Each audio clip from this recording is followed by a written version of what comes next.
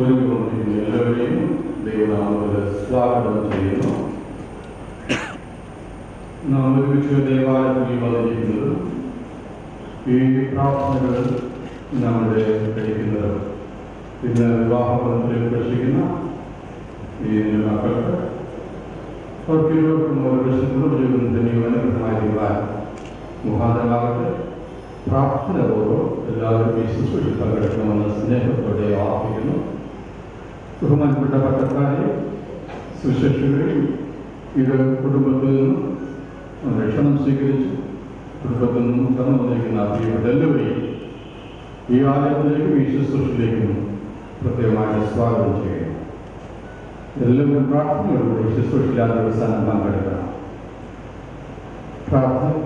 ആരാധന നടത്തി പ്രാർത്ഥന നടത്തി തടസ്സമുണ്ടാകാത്ത രീതിയിൽ വേണം ഇവിടെ വീഡിയോയും ഫോട്ടോയും എടുക്കുന്നവരും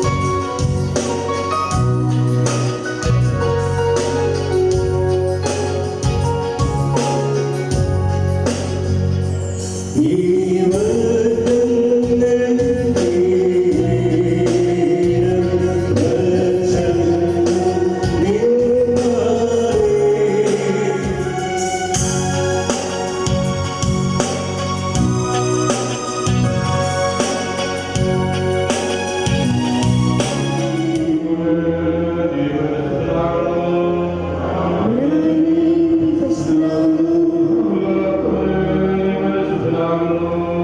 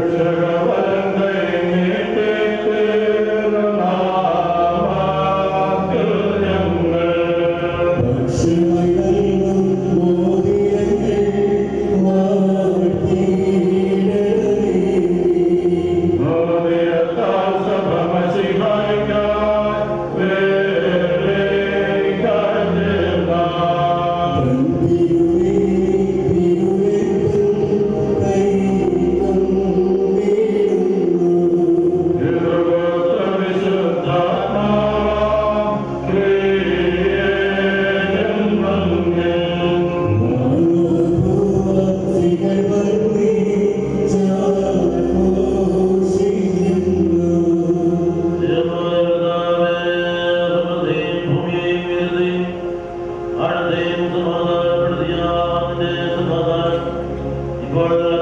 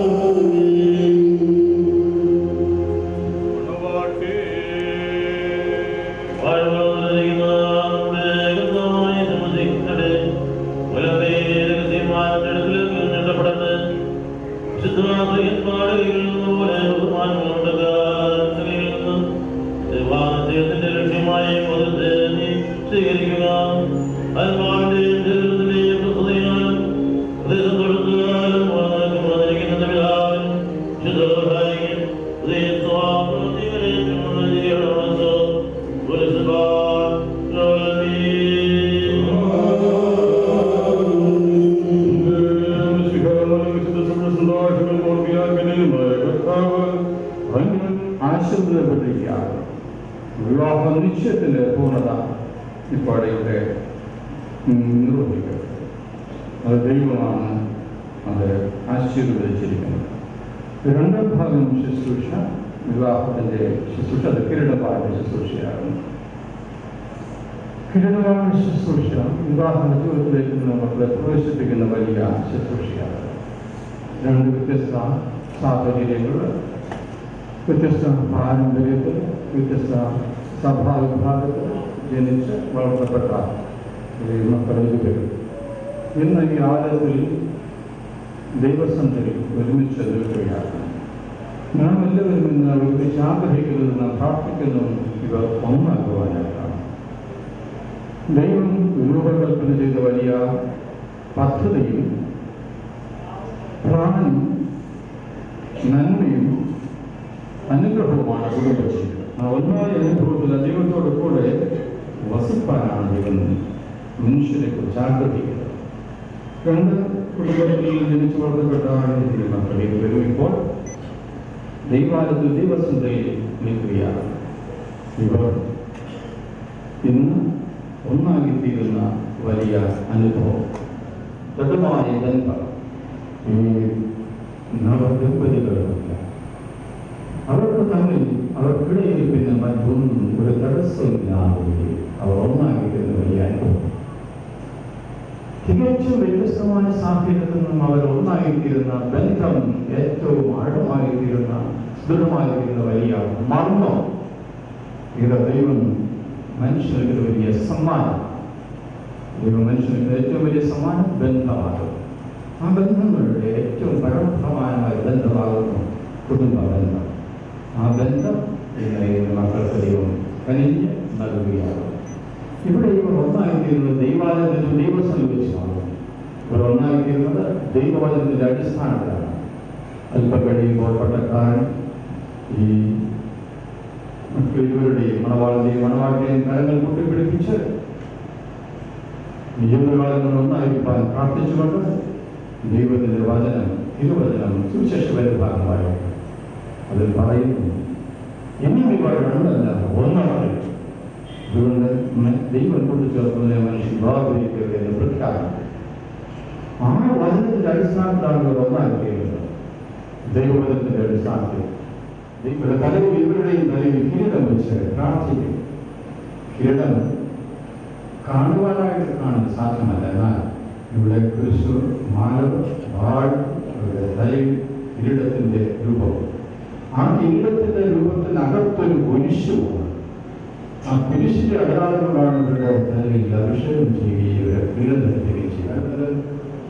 അത് അനുഭവിച്ച് പങ്കുവെച്ച് അനുഗ്രഹമായിരിക്കാൻ ദൈവം ഇവരെ ആശീർവദിക്കട്ടെ എന്ന് ആശീർവദിക്കുന്ന ആശീർവാദമാണ്. അവിടെ തലയിൽ കിരീടം വയ്ക്കുന്നത്. കിരീടം സാധാരണ വയ്ക്കുന്നത് രാജകുമാരന്മാരും രാജകുമാരിയുമാണ്, അല്ലെങ്കിൽ രാജാവും രാജ്ഞിയുമാണ്. അതെ, അത് ദൈവത്താൽ നിങ്ങൾക്ക് നൽകപ്പെടുന്നതാണ്. അത് കർത്താവിന്റെ രക്ഷയുടെ ഹൃദയമായ കുരിശിന്റെ അടയാളമാണ് അവർക്ക് നടന്നിരിക്കുന്നത്. ജീവിതത്തിൽ ഈ വലിയ രക്ഷയുടെ അനുഭവം, ഈ സ്നേഹത്തിൻ്റെയും കരുതലിൻ്റെ അനുഭവം നിങ്ങൾ അന്യോന്യം പങ്കുവയ്ക്കുവാനായിട്ട് സാധ്യമാണ്. ദൈവമാണ് നിങ്ങളെ ഒന്നാക്കിയിരിക്കുന്നത്.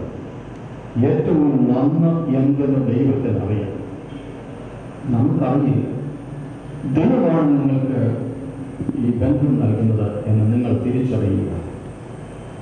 ജേക്കബ് ശബ്ദങ്ങൾക്ക് ഞാനും ജേക്കബ് ശബ്ദയായി നൽകിയിരിക്കുന്ന തീർമാനം ദൈവം നിങ്ങൾക്ക് നൽകുന്ന ഏറ്റവും വലിയ, ജീവിതത്തിൽ നിങ്ങൾക്ക് നൽകുന്ന ഏറ്റവും വലിയ സമ്മാനമാണ്.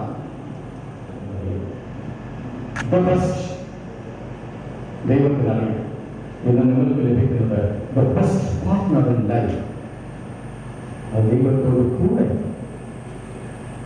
അനുഗ്രഹം പ്രാപിക്കാൻ സാധ്യതയാണ്. ദൈവമാണ് ഈ കുടുംബജീവിതത്തിൽ പാർട്ട്ണർ നിങ്ങൾക്ക് നൽകിയിട്ടുള്ളത് വരികിൽ ആ ദൈവത്തോട് വേണം ഈ കുടുംബജീവിതം നയിക്കാനായിട്ട്. കുടുംബ ജീവിതത്തിലേക്ക് പ്രവേശിക്കുന്ന നിങ്ങൾ ഇന്ന് വിവാഹ കൂദാശയിലൂടെയാണ് ഒന്നാക്കപ്പെടുന്നത്. വിവാഹ കൂദാശ എന്നൊരു വാക്കാണ് ഞാൻ ഉപയോഗിച്ചത്. സാക്രമെന്റ്. ഈ സാക്രമെന്റിനകത്ത് കോൺട്രാക്ട് ഒരു ഭാഗമാണ്. ചില സഭാവിഭാഗങ്ങളിൽ വിവാഹം ഒരു കോൺട്രാക്ട്, ഉടമ്പടി മാത്രമാണ്. മണവാട്ടിയും നമ്മൾ ചെയ്യുന്ന ഒരു ഉടമ്പടി. അവർ അന്യോന്യം മോതിരം കൈമാറി ഉടമ്പടി ചെയ്യുകയും ചെയ്യുന്നു. ഈ ആരാധന ഈസ്റ്റേൺ ട്രഡീഷൻസിൽ ആരാധനകളെല്ലാം വ്യത്യാസമാണ്. കൂടെയുമായിരിക്കണം. ഞാൻ സാധാരണ പറയും, ഈ സഭാപ്രസംഗം ഒരു വാക്കുണ്ട്, മുപ്പിരിച്ചവരുടെ അറ്റുപോകയില്ല എന്നുള്ളത്. 2 ഇഴ ചേർത്ത് തിരിച്ചാൽ ആ പിടിവിടുമ്പോൾ അയഞ്ഞു പോകും. അതുകൊണ്ടാണ് നിൽക്കുന്നത് ആ പിന്നിയിട്ടിരിക്കുന്ന മനോഹരമായ ചിത്രം. മുപ്പിരിച്ചാൽ അറ്റുപോകയില്ല എന്ന് പറഞ്ഞാൽ 3 ഇഴ ചേർത്ത് പിരിച്ചാൽ അത് അറ്റുപോകയില്ല. 2 ഇഴ ചേർത്ത് എത്ര പിരിച്ചാലും പിരി വിടുമ്പോൾ പിരി അയഞ്ഞു പോകുന്നു. അത് തന്നെയാണ് ഞാൻ ഇന്ന് നിങ്ങളോട് പറയുവാനുള്ളത്. നിങ്ങളുടെ എല്ലാ ബന്ധങ്ങളിലും എല്ലാ ഇടപാടുകളിലും നിങ്ങളുടെ ഒപ്പം ഉണ്ടായിരിക്കും. അതുകൊണ്ട് അങ്ങനെയാണ് പോലെ പിരിഞ്ഞു പോകാത്ത അഴിഞ്ഞു പോകാത്ത ഒരു വലിയ ബന്ധം, ശരിയാ ബന്ധം ദൈവം നിങ്ങൾക്ക് നൽകുന്നു. ദൈവസ്നേഹത്തിലൂടെ നിങ്ങൾക്ക് ലഭിക്കുന്ന സ്നേഹം അത് പങ്കുവെച്ച് അനുഗ്രഹമായിരിക്കാനായിട്ട് സാധ്യമാകട്ടെ. ഇന്ന് വിവാഹബന്ധത്തിലേക്ക് പ്രവേശിക്കുന്ന ഈ മണവാട്ടിയെയും ഇവിടെ നിൽക്കുന്ന പക്കക്കാരും ഇവിടെ വന്നിരിക്കുന്ന ആളുകളും നിങ്ങളുടെ സുഹൃത്തുക്കളും സ്നേഹിതരും കുടുംബാംഗങ്ങളും എല്ലാവരും നിങ്ങൾക്ക് നന്മ ആശംസിക്കുന്നു. നിങ്ങൾക്ക് വേണ്ടി പ്രാർത്ഥിക്കുന്നു. നിങ്ങളുടെ പ്രാർത്ഥനകളും ആശംസകളും നിങ്ങളുടെ ജീവിതത്തിൽ നിങ്ങൾ പ്രവേശിക്കുന്നത് നിങ്ങൾക്ക് അനുഗ്രഹമായിരിക്കട്ടെ. ദൈവം നിങ്ങളെ നിങ്ങളുടെ കുടുംബ ജീവിതത്തിൽ അനുഗ്രഹിക്കുകയും ആശംസിച്ച് ദൈവത്തോടുകൂടെ കുടുംബ ജീവിതം ആരംഭിക്കാൻ ദൈവത്തിൻ്റെ ആത്മാവ് നിങ്ങളെ ശക്തീകരിക്കട്ടെ എന്ന് പ്രാർത്ഥിക്കുന്നു.